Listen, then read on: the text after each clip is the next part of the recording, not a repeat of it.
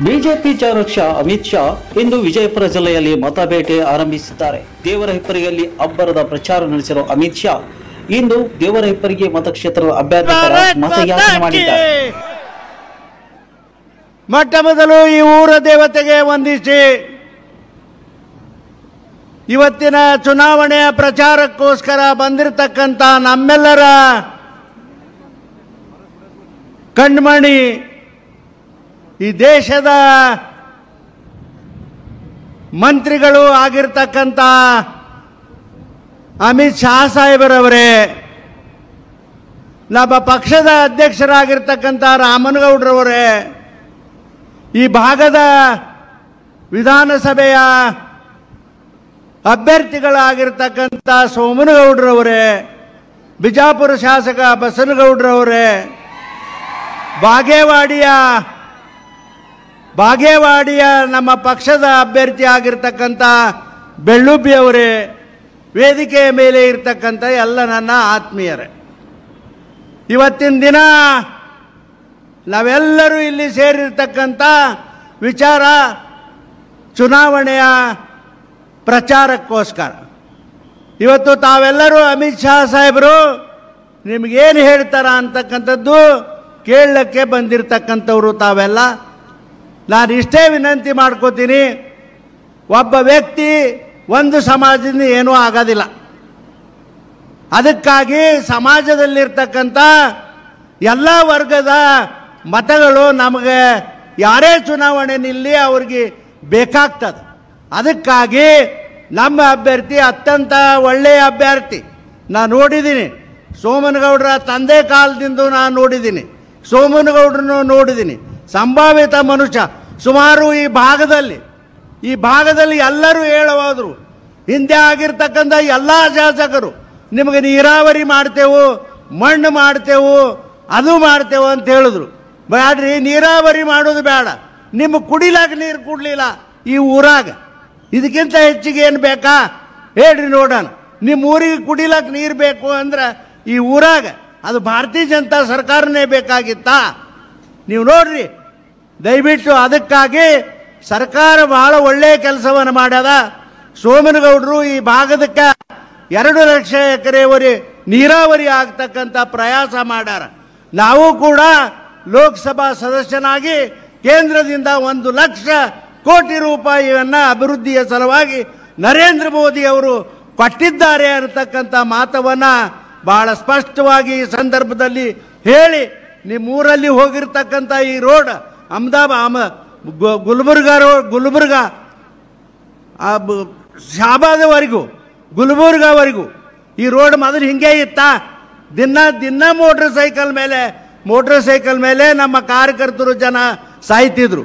ಇವತ್ತು ಕೊನೆಗಳಿಗೆ 2 ಲೈನಿನ ರೋಡ ಕೇಂದ್ರ ಸರ್ಕಾರ, ಭಾರತೀಯ ಜನತಾ ಪಕ್ಷದ ಸರ್ಕಾರ ಈ ನ್ಯಾಷನಲ್ ಹೈವೇ ಮಾಡ್ಯದ ಅಂತಕ್ಕಂಥ ಮಾತವನ್ನು ಹೇಳಿ, ಈ ಭಾಗದ ಜನರ ಬೇಡಿಕೆ ಏನಪ್ಪ ಅಂದರೆ ಇದು 4 ಲೇನ್ ಆಗಬೇಕು ಅನ್ನೋದು ಅದ. ನಾನು ಇದನ್ನು ಪ್ರಧಾನಮಂತ್ರಿಗಳಿಗೆ 4 ಲೇನಿನ ರೋಡ್ ಆಗಬೇಕು ಅಂತಕ್ಕಂಥದ್ದು ನಾನು ಬರೆದು ಕೊಟ್ಟಿದ್ದೀನಿ ಅಂತಕ್ಕಂಥ ಮಾತವನ್ನು ಈ ಸಂದರ್ಭದಲ್ಲಿ ಹೇಳಿ, ತಾವೆಲ್ಲ ನೆರೆದಿರ್ತಕ್ಕಂಥ ಜನ, ಇಲ್ಲಿ ಬರದೇ ಇರ್ತಕ್ಕಂಥವ್ರು ಬಂದವರು ಎಲ್ಲರೂ ಕೂಡ ಭಾರತೀಯ ಜನತಾ ಪಕ್ಷದ ಸರ್ಕಾರಗಳ ಅಭಿವೃದ್ಧಿಯನ್ನು ನೋಡಿ ಸೋಮನಗೌಡರಿಗೆ ಈ ಚುನಾವಣೆಯಲ್ಲಿ ಮತವನ್ನು ಕೊಡ್ತೀರಿ ಅಂತೇಳಿ ನಮ್ಮೆಲ್ಲರಿಗೂ ನಾನು ವಿನಂತಿ ಪೂರ್ವಕ ಬೇಡಿಕೊಂಡು, ಅದರಲ್ಲಿಯೂ ಕೂಡ ತಾವು ನೋಡಿದ್ದೀರಿ, ತಾವೆಲ್ಲ ಸದಾಶಿವ ಆಯೋಗ, ದಲಿತರು ಸದಾಶಿವ ಆಯೋಗ ಜಾರಿಗೆ ಬರಬೇಕು ಅಂತೇಳಿ ಸುಮಾರು ವರ್ಷಗಳಿಂದ ತಾವು ಪ್ರಯಾಸ ಮಾಡಿದಿರಿ. ಇವತ್ತು ನಮ್ಮ ಅಮಿತ್ ಶಾ ಸಾಹೇಬರು ಈ ಒಂದು ಸದಾಶಿವ ಆಯೋಗಕ್ಕೆ ಆಶೀರ್ವಾದ ಮಾಡ್ಯಾರ ಅಂತಕ್ಕಂಥ ಮಾತನ್ನು ಕೂಡ ಈ ಸಂದರ್ಭದಲ್ಲಿ ಹೇಳಿ ತಮ್ಮೆಲ್ಲರಿಗೂ ವಂದಿಸಿ ನಾನು 2 ಮಾತು ಮುಗಿಸ್ತೀನಿ. ಧನ್ಯವಾದಗಳು ನಮ್ಮ ಸಂಸದರಿಗೆ. ಈಗ 2023 ನಾಳೆ ಮೇ 10ನೇ ತಾರೀಕು ಜರುಗುತ್ತಂತ ಒಂದು ವಿಧಾನಸಭೆ ಚುನಾವಣೆ ಪ್ರಚಾರ ಹೊರತಾಗಿ ನಮ್ಮ ಜೊತೆಯಲ್ಲಿ ವೇದಿಕೆ ಮೇಲೆ ಕಾರ್ಯಕ್ರಮದ ಅಧ್ಯಕ್ಷತೆಯನ್ನು ವಹಿಸಿದಂಥ ನಮ್ಮ ನಿಮ್ಮೆಲ್ಲರ ನೆಚ್ಚಿನ ಕೇಂದ್ರ ಸಚಿವರು ಆದಂಥ ಅಮಿತ್ ಶಾಜಿ ಅವರೇ ಹಾಗೂ ವೇದಿಕೆ ಮೇಲೆ ಆಸೀನರಾದಂಥ ಯಾವತ್ತೂ ನಮ್ಮ ಬಿಜಾಪುರ ಜಿಲ್ಲೆಯ ಎಂಪಿಗಳಾದಂಥ ರಮೇಶ್ ಜಿಗಜಿಣಗಿ ಅಣ್ಣವರೇ ಹಾಗೂ ಈಗ ತಮ್ಮೆಲ್ಲ ಉದ್ದೇಶ ಮಾತನಾಡಿದಂಥ ಹಿಂದಿನ ಕೇಂದ್ರ ಸಚಿವರು ಬಿಜಾಪುರದ ಶಾಸಕರಾದ ಬಸನಗೌಡ ಪಾಟೀಲ್ ಯತ್ನಾಳ್ ಅವರೇ ಹಾಗೂ ಅವರಿವರನ್ನದ ವೇದಿಕೆ ಮೇಲೆ ಆಶೀರ್ವಾದ ಎಲ್ಲ ನನ್ನ ಭಾರತೀಯ ಜನತಾ ಪಕ್ಷದ ಮುಖಂಡ ನಾಯಕರುಗಳೇ, ಈ ಕಾರ್ಯಕ್ರಮದಲ್ಲಿ ಪಾಲ್ಗೊಂಡಂತ ಯಾವತ್ತು ದೇವರಪುರ ಮಸೂತಿನಿಂದ ವಿವಿಧ ಗ್ರಾಮಗಳಿಂದ ಆಗಮಿಸಿದಂಥ ಎಲ್ಲ ನನ್ನ ಭಾರತೀಯ ಜನತಾ ಪಕ್ಷದ ಬಂಧುಗಳೇ, ಈಗಾಗಲೇ ಸಾಕಷ್ಟು ವಿಷಯಗಳನ್ನು ಬಸವಣ್ಣ ಪಾಟೀಲ್ ಹೇಳಿದ್ರು. ಇನ್ನು ಅಮಿತ್ ಶಾಜಿ ಅವರು ಮಾತಾಡಿರ್ತಾರೆ, ಇನ್ನು ಹಲವಾರು ನಾಯಕರು ಮಾತಾಡಿರ್ತಾರೆ. ನಾ ಹೆಚ್ಚಿನ ಸಮಯ ತೊಗೊಳಂಗಿಲ್ಲ. ತಮ್ಮಲ್ಲಿ ನಾವು ಒಂದೇ ಕೇಳ್ಕೊತೀವಿ, ಯಾಕಂದ್ರೆ ಕಳೆದ 5 ವರ್ಷದಿಂದ ಭಾರತೀಯ ಜನತಾ ಪಕ್ಷ ತಮಗೆಲ್ಲ ಗೊತ್ತು ಸಾಕಷ್ಟು ಒಂದು ಅಭಿವೃದ್ಧಿ ಕೆಲಸಗಳನ್ನು ಈ ಭಾಗದಲ್ಲೇ ಮಾಡಿದೆ. ಹಿಂದೆ ಯಡಿಯೂರಪ್ಪ ಸಾಹೇಬರು ಇದ್ದಿರ್ಬೋದು, ಹಿಂದೆ ಬಸವರಾಜ ಬೊಮ್ಮಾಯಿ ಇದ್ದಿರ್ಬೇಕು. ಅಂದಾಜು ಬೂದಾಳ್ ಪಿರಾಪುರ ಏತ ನೀರಾವರಿಗೆ ಒಂದು 796 ಕೋಟಿ ಕೊಟ್ಟಿದ್ದಾರೆ. ಮತ್ತು ನಮ್ಮ ಚಿಮ್ಮಲಗಿ ಏತ ನೀರಾವರಿಗೆ 826 ಕೋಟಿ ರೂಪಾಯಿಗಳನ್ನು ಕೊಟ್ಟಿಲ್ಲ. ಅಂದಾಜು ಒಂದು 2,35,000 ಎಕರೆ ನೀರಾವರಿ ಮಾಡೋ ನಿಟ್ಟಿನಲ್ಲಿ ನಮ್ಮ ಸರ್ಕಾರ ಕೆಲಸ ಮಾಡಿದೆ. ಅದರ ಜೊತೆಯಲ್ಲಿ ಒಂದು 35 ಕೆರೆಗಳನ್ನು ತುಂಬಿ ಕೂಡ ಸಾಕಷ್ಟು ಈ ಅಭಿವೃದ್ಧಿ ಕೆಲಸಗಳನ್ನು ನಮ್ಮ ಸರ್ಕಾರ ಮಾಡಿದೆ. ಹಾಗೂ ಜಲ್ ಜೀವನ್ ಮಿಷನ್ ಇದ್ದಿರ್ಬೋದು, ಜಲ್ಧಾರೆ ಸ್ಕೀಮ್ ಇಂಥದ್ದು ಸಾವಿರಾರು ಕೋಟಿಗಳ ಅನುದಾನ ತಂದ ಕೆಲೆ ಇಡೀ ನಮ್ಮ ಮಸದಲ್ಲಿ ಕೆಲಸಗಳನ್ನು ಮಾಡಿದ್ದಾಗಿದೆ. ತಂಬಲ್ಲಿ ನಾವು ಒಂದೇ ಕೇಳ್ತಿದ್ದೇನೆ, ಯಾಕಂದರೆ 5 ವರ್ಷ ಮಾಡಿದ್ರು ಕೂಡ ನಾನು ಪ್ರೀತಿಯ ರಾಜಕೀಯ ಮಾಡಿದ್ದೀನಿ, ದ್ವೇಷ ರಾಜಕೀಯ ಮಾಡಿದಿಲ್ಲ. ನಾನು ಪ್ರೀತಿ ಮಾಡೋಟಿಗೆ ನನಗೆ 5 ವರ್ಷ ಸಾಧಿಲ್ಲ, ದ್ವೇಷದಲ್ಲಿ ಮಾಡಲ್ಲ. ನಾನು ಆ ನಿಟ್ಟಿನಲ್ಲಿ ತಂಬಲ್ಲಿ ನಾನು ಕಳೆಯಿಂದ ಬೇಡ್ತಾ ಇದ್ದೀನಿ. ಬರುವಂಥ ಮೇ 10ನೇ ತಾರೀಕಿನ ದಿವಸ ತಾವೆಲ್ಲರೂ ದಯವಿಟ್ಟು, ಯಾಕಂತ ತಾವು ನೋಡ್ತಾ ಇದ್ದೀವಿ ನರೇಂದ್ರ ಮೋದಿ ಅವರು ಪ್ರಧಾನಮಂತ್ರಿ ಆದಮೇಲೆ, ಅಮಿತ್ ಶಾಜಿ ಅವರು ಹೋಮ್ ಮಿನಿಸ್ಟರ್ ಆದಮೇಲೆ ನಂಬಲ್ಲಿ ಒಂದು ಕೋಮುಗಲಭೆ ಆಗ್ತಾ ಇಲ್ಲ. ಯಾಕಂದ್ರೆ ಅವ್ರು ಎಲ್ಲರೂ ಬಾಲ ಮುದ್ಕೊಂಡು ಮನ್ಯಾಗ ಕೂತಿದ್ದಾರೆ. ಯಾಕಂತಂದ್ರೆ ಒಂದು ಯಾರ್ಯಾರು ನಮ್ಮ ತಪ್ಪು ಮಾಡಿದ್ರೆ ಅವ್ರನ್ನ ಶಿಕ್ಷೆ ಕೊಡೋದು ಕೆಲಸ ನಮ್ಮ ಸರ್ಕಾರದಿಂದ ಆಗ್ತಾ ಇದೆ. ಆ ನಿಟ್ಟಿನಲ್ಲಿ ತಾವು ಇಲ್ಲಿ ಭಾರತೀಯ ಜನತಾ ಪಕ್ಷ ಕಮಲಕ್ಕೆ ಮತ ಕೊಟ್ಟರೆ ಕೇಂದ್ರ ಸರ್ಕಾರದ ನಮ್ಮ ಸರ್ಕಾರ ಮತ್ತಷ್ಟು ಬಲೆಟ್ ಆಗೋ ದೃಷ್ಟಿಯಿಂದ ಕೆಲಸ ಮಾಡ್ದಂಗೆ ಆಗ್ತೈತಿ. ನೀವು ಮಾಡೋ ಒಂದೊಂದು ಮತಗಳು ಕೂಡ ಭಾರತೀಯ ಜನತಾ ಪಕ್ಷಕ್ಕೆ ಹೋಗ್ತಾವ, ಅವೆಲ್ಲ ಸದೃಢ ಪಕ್ಷ ಬೆಳಿತೈತಿ. ಆ ನಿಟ್ಟಿನಲ್ಲಿ ನಂದು ಕನಸಿದೆ, ಬರೋ ದಿನಗಳಲ್ಲಿ ಈ ಮಾಡಿದಂಥ ಎಲ್ಲ ಏತ ನೀರಾವರಿ ಯೋಜನೆಗಳು ಕೂಡ ಪೂರ್ಣಗೊಂಡು ಎಲ್ಲ ರೈತರ ಹೊಲಗಳು ನೀರು ಹರಿದಕ್ಕೆ ಎಲ್ಲರ ರೈತರ ಮೋತಿಯೆಲ್ಲ ಮಂದಾಸ್ ನೋಡಿದ ಮಾತನ್ನ ಸಮಾಧಾನ ಆಗ್ತದೆ ನನ್ನ ಇಚ್ಛೆ ಇದೆ. ಆ ನಿಟ್ಟಿನಲ್ಲಿ ಆ ಇಚ್ಛೆಯನ್ನು ತಾವೆಲ್ಲ ಸೇರಿದಂತೆ ಇಲ್ಲೆಲ್ಲ ಸಾವಿರಾರು ಗಟ್ಟಲೆ ಸೇರಿದಂತೆ ನಾನು ಭಾರತೀಯ ಜನತಾ ಪಕ್ಷ ಮುಖಂಡರು ಎಲ್ಲರೂ ಈಡೇರಿಸಿಕೊಡ್ರಿ ಅಂತ ಹೇಳುತ್ತಾ ಇಲ್ಲಿ ಆಗಮಿಸಿದಂಥ ಎಲ್ಲರಿಗೆ ನನ್ನ ವಂದನೆಗಳು ಸಲ್ಲಿಸುತ್ತಾ ಮೇ 10ನೇ ತಾರೀಕಿನ ತಾವು ದಯವಿಟ್ಟು ತಮ್ಮ ಅಮೂಲ್ಯವಾದ ಮತವನ್ನು ಭಾರತೀಯ ಜನತಾ ಪಕ್ಷ ಗುರುತಾದ ಕಮಲಕ್ಕೆ ಕೊಟ್ಟು ಪ್ರಚಂಡ ಬಹುಮತದ ಆಶೀರ್ವಾದ ತಮ್ಮಲ್ಲಿ ಕೈ ಮುಗಿದು ಬೇಡ್ಕೊಂಡು ನಾನು ಮಾತು ಮುಗಿದ. ಜೈ ಹಿಂದ್, ಜೈ ಕರ್ನಾಟಕ. ಆಧುನಿಕ ಸರ್ದಾರ್ ವಲ್ಲಭಭಾಯಿ ಪಟೇಲ್ರ ಪ್ರತಿರೂಪವಾದಂತಹ ಸನ್ಮಾನ್ಯ ಶ್ರೀ ಅಮಿತ್ ಶಾಜಿ ಅವರೇ, ನಮ್ಮ ದೇವರಿಪ್ಪರಿಗೆ ವಿಧಾನಸಭಾ ಕ್ಷೇತ್ರದ ಅಭ್ಯರ್ಥಿಗಳು, ಶಾಸಕರು, ನಮ್ಮ ಆತ್ಮೀಯ ಸಹೋದರಾದಂತಹ ಸೋಮನಗೌಡ ಪಾಟೀಲ್ ಶಾಸನೂರವರೇ, ನಮ್ಮ ವಿಜಯಪುರ ಲೋಕಸಭಾ ಸದಸ್ಯರಾದಂತಹ ರಮೇಶ್ ಜಿಗಜಿಣಗಿ ಅವರೇ, ಜಿಲ್ಲಾಧ್ಯಕ್ಷರಾದಂತಹ RS ಪಾಟೀಲ್ ರವರೇ, ವೇದಿಕೆ ಮೇಲೆ ಉಪಸ್ಥಿತರಿರುವಂತಹ ಪಕ್ಷದ ಎಲ್ಲ ಹಿರಿಯರೇ, ದೇವರಿಪ್ಪರಿಗೆ ವಿಧಾನಸಭಾ ಕ್ಷೇತ್ರದ ನನ್ನ ಎಲ್ಲ ತಂದೆ ತಾಯಂದಿರೇ, ಹಿರಿಯರೇ, ಯುವಕರೇ, ಅಣ್ಣ ತಮ್ಮಂದಿರೇ, ಪತ್ರಕರ್ತ ಬಂಧುಗಳೇ, ಇವತ್ತು ಕರ್ನಾಟಕದ ವಿಧಾನಸಭಾ ಚುನಾವಣೆ ನಡೀತಾ ಇದೆ. ಇವತ್ತು ನಮ್ಮ ಸೋಮನಗೌಡ ಪಾಟೀಲರು ಕಳೆದ 5 ವರ್ಷದಲ್ಲಿ ಸುಮಾರು 3,000 ಕೋಟಿ ರೂಪಾಯಿಯಷ್ಟು ಅಭಿವೃದ್ಧಿ ಹಣ ತಂದು ಬಹುಶಃ ಈ ದೇವರಿಪ್ಪರಿಗೆ ವಿಧಾನಸಭಾ ಕ್ಷೇತ್ರ ಹುಟ್ಟಿದ ಮೇಲೆ ನಾನೇ ಇಲ್ಲಿ ಮೊದಲು ಸ್ಪರ್ಧೆ ಮಾಡಿದ್ದೆ.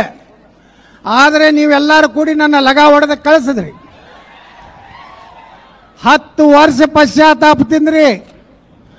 ನೀರಾವರಿ ಆಗಲಿಲ್ಲ, ರೋಡ್ ಆಗಲಿಲ್ಲ, ಬರೀ ನಿಮ್ದೇನೋ ಲಗ್ನ ಮಾಡ್ತಾರ, ನಿಮ್ದೇನೋ ಉದ್ಧಾರ ಮಾಡ್ತಾರ, ಫ್ರೀ ಬಸ್ ಪಾಸ್ ಕೊಡ್ತಾರ ಅನ್ನೋದ್ರಾಗನೇ ನೀವು ಸತ್ಯಾನಾಶ 10 ವರ್ಷ ಆಗಿದ್ರಿ. ಸೋಮನಗೌಡರು ಬಂದ್ರತ್ತೇಳಿ ಇವತ್ತು ಪಿರಾಪುರ ಏತ ನೀರಾವರಿ 796 ಕೋಟಿ, ಮುಳವಾಡಿ ಏತ ನೀರಾವರಿ 824 ಕೋಟಿ, ಒಟ್ಟು 2,50,000 ಎಕರೆ ನೀರಾವರಿ ಮಾಡಿದಂಥ ಕೀರ್ತಿ ಬಸವರಾಜ ಬೊಮ್ಮಾಯಿ ಅವ್ರಿಗೆ, ನಮ್ಮ ಸೋಮನಗೌಡ ಪಾಟೀಲ್ರಿಗೆ ಸಲ್ತದೆ. ಇದನ್ನು ನೆನಪಿಡಬೇಕು. ಇವತ್ತು ಯಾರು ಕೆಲಸ ಮಾಡ್ಯಾರ ಅವ್ರಿಗೆ ಓಟ್ ಹಾಕೋದು ಕಲಿಬೇಕು. ಯಾರು ದಾರು ಕುಡಿಸ್ತಾರ ಇಲೆಕ್ಷನ್ ವೋಟಿಂಗ್ ತಾನೆ ಅಟ್ಟೆ ನಿಮ್ಗೆ ದಾರು ಬರ್ತದೆ. ಮುಂದೆ ನೀವೆಲ್ಲ ದಿವಾಳಿ ಹಾಕ್ತೀರಿ. ಹುಷಾರಿರಿ. ದೇವರಿಪ್ಪರಿಗೆ ಸರಿ ಉಳಿಬೇಕಾದ್ರೆ ಇವತ್ತು ನೀವೇನು ಮಾಡಬೇಕು? ಸೋಮನಗೌಡರಿಗೆ BJPಗೆ ಓಟ್ ಹಾಕ್ಬೇಕು. ನಮ್ಮ ದೇಶ ಇವತ್ತು ಯಾಕೆ ಸುರಕ್ಷಿತ ಇದೆ? ಸನ್ಮಾನ್ಯ ನರೇಂದ್ರ ಮೋದಿಯವರು, ಸನ್ಮಾನ್ಯ ಅಮಿತ್ ಶಾಜಿ ಅವರಿಬ್ಬರು ಇವತ್ತು ನಮ್ಮ ದೇಶಕ್ಕೆ ಒಬ್ರು ನೇತಾಜಿ ಸುಭಾಷ್ ಚಂದ್ರ ಬೋಸ್ ಇದ್ದಂಗೆ, ಒಬ್ರು ಸರ್ದಾರ್ ವಲ್ಲಭಭಾಯ್ ಪಟೇಲ್ ಇದ್ದಂಗೆ ಅವರಿಬ್ಬರ ನೇತೃತ್ವದಲ್ಲಿ ಕಾಶ್ಮೀರ 370 ತೆಗೆದ್ರು. ಇವತ್ತ ಅಯೋಧ್ಯ ರಾಮ ಮಂದಿರ ನಿರ್ಮಾಣ ಆಗಲಕತ್ತು, ಕಾಶಿ ಕಾರಿಡಾರ್ ಆಯಿತು. ಜಗತ್ನಾಗ ಇವತ್ತು ಹಿಂದೂಗಳು ನೆಮ್ಮದಿಯಿಂದ ಜೀವನ ಮಾಡುವಂಥದ್ದು ಭಾರತ ನಿರ್ಮಾಣ ಆಗಿದೆ. ಇದನ್ನೆಲ್ಲ ನೆನಪಿಟ್ಕೋಬೇಕಾಗ್ತದೆ. ಒಂದು ಭಯೋತ್ಪಾದಕ ಚಟುವಟಿಕೆ ಇಲ್ಲ. ಮೊದಲು ನಮ್ಮ ಸೈನಿಕರಿಗೆ, ಪೊಲೀಸರಿಗೆ, ಈಗಾಗಲೇ ನಮ್ಮ RS ಪಾಟೀಲ್ ಹೇಳಿದ್ರು, ಶಿರಶ್ಛೇದ ಮಾಡುವಂಥದ್ದು ಕಾಂಗ್ರೆಸ್ ಸರ್ಕಾರದಲ್ಲಿ ಆಗ್ತಾ ಇತ್ತು. ಆದರೆ ಇವತ್ತು ಒಬ್ಬ ನಮ್ಮ ಸೈನಿಕರಿಗೆ ಹೊಡೆದ್ರೆ 10 ಮಂದಿಯನ್ನು ಹೊಡೆಯುವಂತ ಆದೇಶ ಕೊಟ್ಟವರು ಸನ್ಮಾನ್ಯ ಅಮಿತ್ ಶಾ ಅವರು, ನರೇಂದ್ರ ಮೋದಿ ಅವರು. ಇದನ್ನೆಲ್ಲ ನೆನಪಿಟ್ಕೋಬೇಕು ಬಂಧುಗಳೇ. ನಾವು ಸುರಕ್ಷಿತ ಇದೀವಿ ದೇಶದಾಗ. ಅದೇ ರೀತಿ ಇವತ್ತು ನಾವೆಲ್ಲ ಇವತ್ತೇನೋ ಕರ್ನಾಟಕದಲ್ಲಿ ಸಾಕಷ್ಟು ನಮ್ಮ ಮುಖ್ಯಮಂತ್ರಿ ಬೊಮ್ಮಾಯಿ ಅವರಾಗಲಿ, ಯಡಿಯೂರಪ್ಪರ ಕಾಲದಲ್ಲಿ ಸಾಕಷ್ಟು ಅಭಿವೃದ್ಧಿ ಕೆಲಸ ಇವತ್ತು ರಾಜ್ಯದಲ್ಲಿ ಆಗಿದೆ. ಅದನ್ನೆಲ್ಲ ನೋಡ್ರಿ. ಇವತ್ತು ಮೀಸಲಾತಿ 2D 2C ನಮ್ಮ ಲಿಂಗಾಯತರಿಗೆ, ಒಕ್ಕಲಿಗರಿಗೆ, ಮರಾಠರಿಗೆ, ಜೈನರಿಗೆ, ಉಳಿದ ಎಲ್ಲ ಸಮುದಾಯಕ್ಕೆ ಇವತ್ತೇನಾದರೂ ಮೀಸಲಾತಿ ಸಿಕ್ಕಿದ್ರೆ ಅದಕ್ಕೆ ಕಾರಣ ಯಾರಂದ್ರೆ ಅಮಿತ್ ಶಾಜಿ ಅವರು ಅಂತ ಮಾತನ್ನು ಈ ಸಂದರ್ಭದಲ್ಲಿ ಹೇಳಕ್ ಬಯಸ್ತಾ ಇದ್ದೇನೆ. ಸುಪ್ರೀಂ ಕೋರ್ಟ್ನಾಗ ಏನೂ ಆಗೋದಿಲ್ಲ. ಇವತ್ತು ಮಾಧ್ಯಮಗಳು ತಪ್ಪು ಹೇಳಕತ್ತಾವು. ಅದು ರದ್ದಾಗಿಲ್ಲ. ಅದ್ಯಾವುದೇ ಮೀಸಲಾತಿ ರದ್ದಾಗಿಲ್ಲ. ಅದರ ಬಗ್ಗೆ ಕೋರ್ಟು ಇನ್ನೂ ಚರ್ಚೆಗೆ ಅವಕಾಶ ಕೊಟ್ಟಿದೆ ಹೊರತು ನಮ್ದು ರದ್ದಾಗಿಲ್ಲ. 4% ನಾವು ಮುಸ್ಲಿಮರದೇನೋ ಮೀಸಲಾತಿ ತೆಗೆದೀವಲ್ಲ, ಅದು ಸಂವಿಧಾನ ವಿರೋಧ ಇತ್ತು. ನಾಳೆನೂ ಸುಪ್ರೀಂ ಕೋರ್ಟು ನಾವು ಕರ್ನಾಟಕ ಸರ್ಕಾರ ಮಾಡಿದ್ದನ್ನ ಅದು ಎತ್ತಿ ಹಿಡಿತದೆ. ಯಾರೂ ಭಯ ಪಡಬೇಕಾಗಿಲ್ಲ. ಇವತ್ತು ನಾವು ದಲಿತರಿಗೆ 15-17 ಮಾಡೀವಿ. ತಳವಾರ ಸಮಾಜವನ್ನು ಎಸ್ಟಿಗೆ ಸೇರಿಸಿದವರು ಭಾರತೀಯ ಜನತಾ ಪಾರ್ಟಿ, ನಮ್ಮ ಸರ್ಕಾರ. ಪ್ರಧಾನಮಂತ್ರಿ ಮೋದಿಯವರು ದೇಶದಲ್ಲಿ ಎಸ್ಟಿ ಮೀಸಲಾತಿ ಒಳಗ ತಳವಾರ, ಕೋಳಿ ಕಬ್ಬಲಿಗ ಸಮಾಜ ಸೇರಿಸಿದ್ರು. ರಾಜ್ಯದಲ್ಲಿ ಸರ್ಟಿಫಿಕೇಟ್ ಕೊಡ್ತಾ ಇರಲಿಲ್ಲ. ಹೋದ ಸಿಂದಗಿ ಉಪಚುನಾವಣೆಯಲ್ಲಿ ನಮ್ಮ ರಾಜ್ಯದ ಮುಖ್ಯಮಂತ್ರಿಗಳು ಹಾಗೂ ನಮ್ಮ ನಾಯಕರು ಇವತ್ತೇನೋ ಹೇಳಿದ್ರು, ಅದರ ಪ್ರಕಾರ ಇವತ್ತು ಮೀಸಲಾತಿಯನ್ನು ಕೊಟ್ಟಿದ್ದೀವಿ. ವಾಲ್ಮೀಕಿ ತಳವಾರ ಸಮಾಜಕ್ಕೆ 3% ಇದ್ದು 7% ಮಾಡಿದ್ದೀವಿ. 2C ದಲ್ಲಿರುವಂಥ 4% ತೆಗೆದು ಇವತ್ತು ಒಕ್ಕಲಿಗರಿಗೆ 2%, ಲಿಂಗಾಯತರು, ಮರಾಠರು, ಜೈನರು, ಇನ್ನಿತರ ಸಣ್ಣ ಜಾತಿಗಳಿಗೆ 2D ಮಾಡೋದ್ರ ಮೂಲಕ ಐತಿಹಾಸಿಕ ನಿರ್ಣಯವನ್ನು ಇವತ್ತು ಭಾರತೀಯ ಜನತಾ ಪಾರ್ಟಿ ಸರ್ಕಾರ ಮಾಡಿದೆ.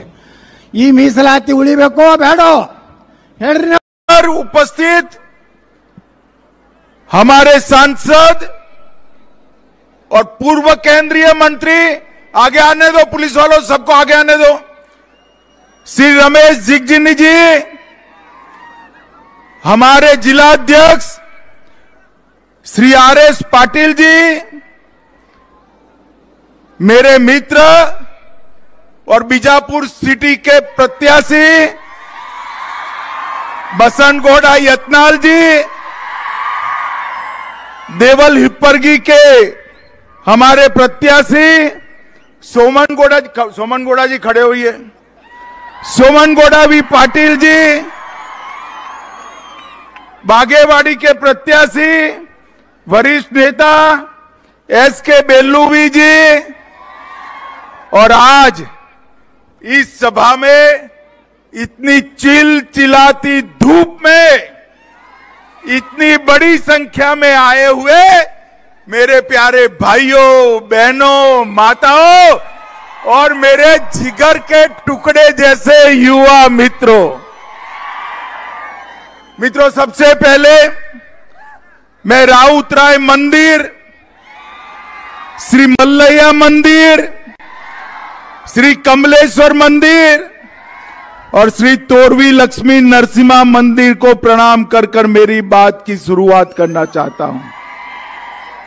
आज इस भूमि पर आया हूं तब जगत ज्योति बसवेश्वर जी की शिक्षाओं को,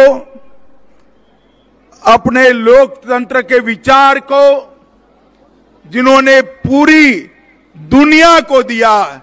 बसवन्ना को भी प्रणाम कर कर मेरी बात की शुरुआत करना चाहता हूं। मित्रों, मैं श्री सिद्धेश्वर स्वामी जी को भी याद करना चाहूंगा। उनका सदैव मेरे पर आशीर्वाद रहा और इस मंच से समग्र उत्तर कर्नाटक की जनता को भी मैं प्रणाम करना चाहूंगा। मित्रों, आज मैं यहां पर आया हूं तब आप ऐसा मत मानना कि आज यहां जो चुनाव है 10 तारीख को, ये सिर्फ सोमन गौड़ा वी पाटिल को एमएलए बनाने का चुनाव है। उनको तो जिताना ही है, भाजपा की सरकार बनानी है, परंतु ये चुनाव है कर्नाटक के भविष्य को बदलने का, कर्नाटक की जनता को मोदी जी के विकास के रास्ते पर ले जाने का। मित्रों, एक और पॉलिटिकल स्टेबिलिटी है, राजनीतिक स्थिरता केवल और केवल भारतीय जनता पार्टी दे सकती है। नया कर्नाटक का नारा, नए कर्नाटक का विश्वास और नए कर्नाटक का स्वप्न केवल मोदी जी ही पूरा कर सकते हैं। एक और मोदी जी की और बसवराज बोम्मई की डबल इंजन सरकार है, तो दूसरी ओर कांग्रेस की रिवर्स गियर सरकार है। एक कांग्रेस पार्टी वाले हैं ना, वो रिवर्स गियर में ही गाड़ी चलाते हैं। भाजपा वाले जो विकास कर कर जाते हैं, कांग्रेस वाले रिवर्स गियर कर कर वहीं के वहीं ला देते हैं। मैं आपको उदाहरण देना चाहता हूं। अभी अभी हमने आरक्षण के अंदर, रिजर्वेशन के अंदर बहुत बड़ा बदलाव किया। ये हमारे यत्नाल जी मेरे पीछे पड़ गए थे, मेरे घर पर आए कि अन्याय हो रहा है, मुस्लिम रिजर्वेशन क्यों? धर्म के आधार पर संविधान किसी को रिजर्वेशन की अनुमति नहीं देता है, मगर एक कांग्रेस पार्टी ने वोट बैंक के आधार पर वोट बैंक प्राप्त करने के लिए मुस्लिम रिजर्वेशन किया था। भारतीय जनता पार्टी की सरकार ने 4% मुस्लिम रिजर्वेशन को कैंसल कर कर लिंगायत, वोकलिगा, तलवारा परिवार और दलित समाज सबके आरक्षण में बढ़ोतरी की बढ़ाया है। मुझे बताओ भाई, ये अच्छा किया या बुरा किया? जोर से बोलो, अच्छा किया या बुरा किया? ये रिजर्वेशन बढ़ा हुआ रहना चाहिए या नहीं रहना चाहिए? एक कांग्रेस के अध्यक्ष कहते हैं कि हमारी सरकार आएगी और सरकार आने के बाद फिर से मुस्लिम रिजर्वेशन दे देंगे और लिंगायत, वोकलिगा, एससी और एसटी का कम कर देंगे। ऐसा करना चाहिए भाई? जरा बोलो, करना चाहिए? करना चाहिए? आप चिंता मत करो, कांग्रेस की सरकार भी नहीं आनी है और रिजर्वेशन कम भी नहीं होना है। भारतीय जनता पार्टी बहुत स्पष्ट रूप से मानती है कि आरक्षण पर पिछड़े समाज का अधिकार है, दलितों का अधिकार है, आदिवासियों का अधिकार है, और लिंगायत और वोकलिगा को जो आरक्षण हमने बढ़ाया है वो कभी खत्म नहीं होने देंगे। कांग्रेस वालों, कभी खत्म नहीं होने देंगे। माताओं, भाइयों, बहनों, ये रिवर्स गियर सरकार है। हमने आरक्षण बढ़ाया है आपका, ये कह रहे हैं हम आरक्षण कम कर देंगे। हमने पीएफआई पर बैन लगाया। पूरे कर्नाटक के अंदर हिंसा का तांडव करते थे पॉपुलर फ्रंट वाले। भारतीय जनता पार्टी के नेता नरेंद्र मोदी जी ने इस पर बैन लगा दिया। मुझे बताओ भाई, बीजापुर वालों, बैन लगाया अच्छा किया या बुरा किया? जोर से बोलो, अच्छा किया या बुरा किया? ये सिद्धरामैया मुख्यमंत्री थे, उन्होंने सारे पीएफआई वालों को छोड़ दिया था। भारतीय जनता पार्टी की सरकार ने चुन चुन कर फिर से जेल में डालने का काम किया है। अब ये रिवर्स गियर की सरकार कहती है कि हम आएंगे तो पीएफआई पर से बैन हटा लेंगे। भाई हटाना चाहिए बैन, हटाना चाहिए। ये पीएफआई जो है ये पूरे कर्नाटक के लिए खतरे की घंटी है, खतरे की घंटी है। परंतु कांग्रेस पार्टी वोट बैंक की राजनीति के लिए पीएफआई के लोगों को प्रोत्साहन दे रही थी। मैं कर्नाटक वालों को कहने आया हूं कि आप चिंता मत करिए, पीएफआई का बैन नहीं हटने वाला है। मोदी जी के शासन में कर्नाटक की सुरक्षा जस की तस रहने वाली है। माताओं, भाइयों, बहनों, उरी पर हमला हुआ, पहले मनमोहन सोनिया की सरकार थी। वो सरकार हर रोज पाकिस्तान से आलिया, मालिया, जमालिया आते थे और हमला कर कर चले जाते थे। मगर मनमोहन सिंह जी में जरा भी हिम्मत नहीं थी कि उसके खिलाफ आवाज निकालें। मोदी जी की सरकार आई, कश्मीर पर हमला किया, 10 ही दिन में सर्जिकल स्ट्राइक और एयर स्ट्राइक कर कर पाकिस्तान के घर में घुसकर आतंकवादियों का सफाया करने का काम ये भारतीय। मुझे बताओ भाई, ठीक किया या नहीं किया? भाई राहुल गांधी कहते हैं आप सबूत लाओ। अरे राहुल बाबा, आप में अकल नहीं है, सबूत क्या देख मांग रहे हो? ये पाकिस्तान वाले छातियां पीट पीट कर रो रहे हैं, यही सबूत है कि वहां क्या हो गया है। माताओं, भाइयों, बहनों, हमने स्टेट को सुरक्षित करने के लिए एनआईए का दफ्तर खोला, 14,000 पुलिस कर्मियों की भर्ती की और मंगलुरु पर ब्लास्ट, डीजी हल्ली, केजी हल्ली जैसी घटनाओं को एनआईए ने जांच कर कर कल्पित को जेल की सलाखों के पीछे डालने का काम ये भारतीय जनता पार्टी की सरकार ने किया। धर्मांतरण विरोधी कानून भी भारतीय जनता पार्टी लाई है और धर्मांतरण को रोकने का काम भारतीय जनता पार्टी की सरकार ने किया है। अभी अभी यत्नाल जी बता रहे थे कि ये कांग्रेस के अध्यक्ष ने, अरे सिद्धरामैया ने लिंगायतों का अपमान किया। यत्नाल जी, इसमें आपको नई बात क्या है? इन्होंने निजलिंगप्पा का भी अपमान किया था, इन्होंने वीरेंद्र पाटिल का भी अपमान किया था, इन्होंने येदुरप्पा जी को भी कुर्सी पर से नीचे उतारने का काम किया था। ये कांग्रेस पार्टी हमेशा लिंगायतों का अपमान करती रही है और आज हमारे 1-2 नेता वहां चले गए, उनको लगता है कि जीत जाएंगे।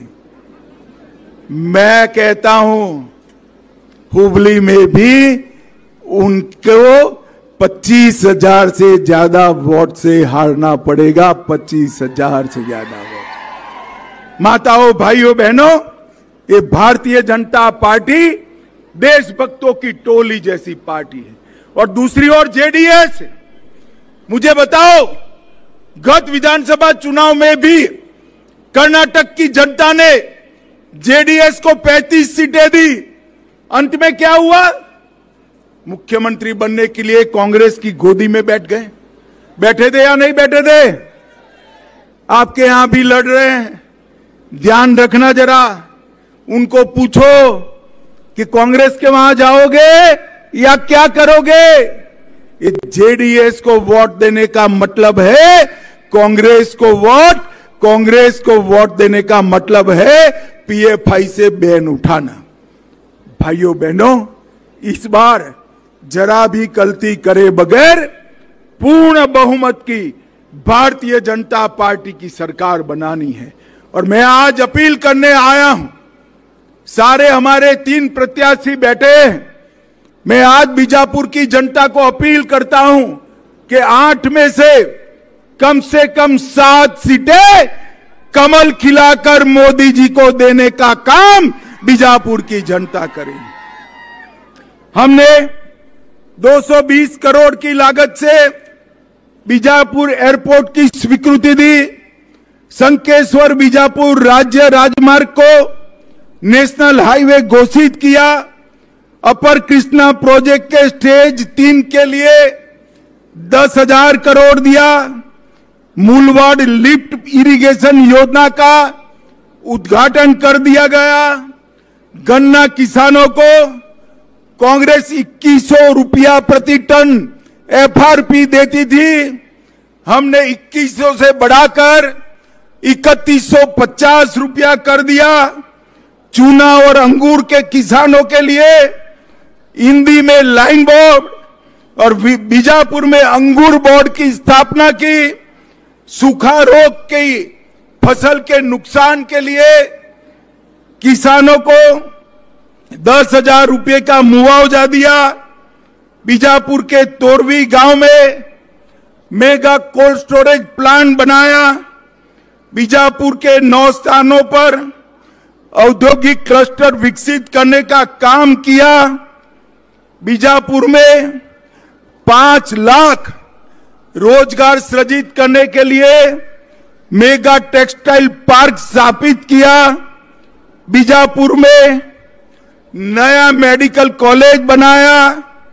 हमारी सरकार ने लंबानी समाज को भूमि के अधिकार दिए और मोदी जी ने लंबाड़ी टांडा को राजस्व रेवेन्यू विलेज में परिवर्तित किया और 52,000 भूमि के कागजात लंबानी परिवार को देने का काम भारतीय जनता पार्टी ने किया। कांग्रेस वालों मैंने तो एक जिले का ही काम समझाया है। आप में अगर हिम्मत है तो आपकी सरकार ने क्या क्या किया था इसका हिसाब बीजापुर जिले की जनता के सामने रखे। उत्तर कर्नाटक के लिए, कित्तूर कर्नाटक के लिए, कलसा बंडूरी